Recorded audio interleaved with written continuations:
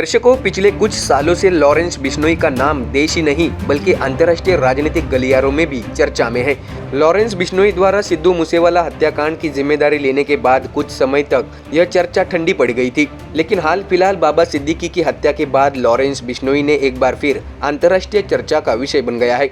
ऐसे में कनाडा ने बिश्नोई का नाम लेकर भारत सरकार पर निशाना साधा है। इसके अलावा बिश्नोई का नाम घर घर में इसलिए मशहूर हो गया है क्योंकि जेल में रहने के बावजूद भी उनकी चर्चा हो रही है। आपको बता दें कि इसी पृष्ठभूमि में कांग्रेस ने सत्तारूढ़ भारतीय जनता पार्टी और केंद्र सरकार पर गंभीर आरोप लगाए हैं।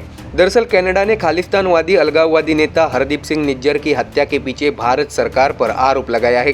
कनाडा ने यह भी दावा किया है कि भारत सरकार के अधिकारियों ने लॉरेंस बिश्नोई की गैंग की मदद ले ली। ऐसे में इस पृष्ठभूमि में एक तरफ सिद्धू मूसेवाला हत्याकांड और दूसरी तरफ बाबा सिद्दीकी की हत्या के बाद अब हरदीप सिंह निज्जर हत्याकांड में लॉरेंस बिश्नोई का कनेक्शन उजागर होने लगा है।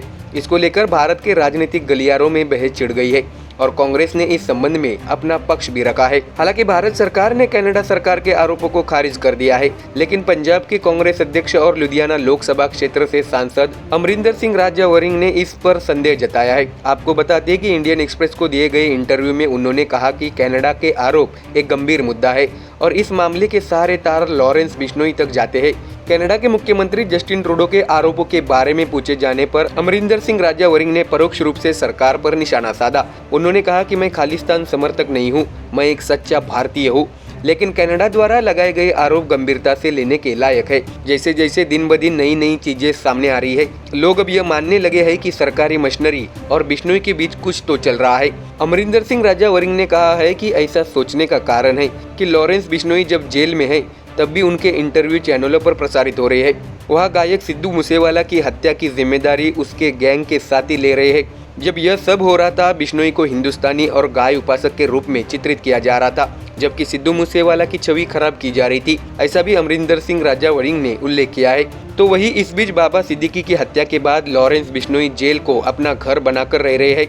भले ही वह जेल में हैं, लेकिन उन्हें यह सुनकर गर्व होता होगा कि कनाडा और अमेरिका में भी उनके नाम के बारे में बात की जा रही है। ऐसा भी अमरिंदर सिंह ने कहा है।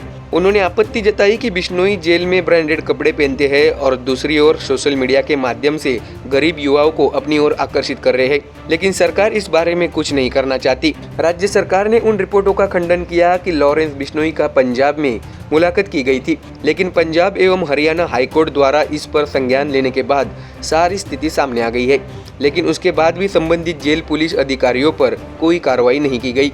तो देखा दोस्तों कैसे अब लॉरेंस बिश्नोई के नाम पर राजनीतिक और सियासी घटनाओं पर कांग्रेस ने बीजेपी को निशाने पर लिया है। हालांकि बीजेपी ने कांग्रेस के आरोपों का खंडन किया है।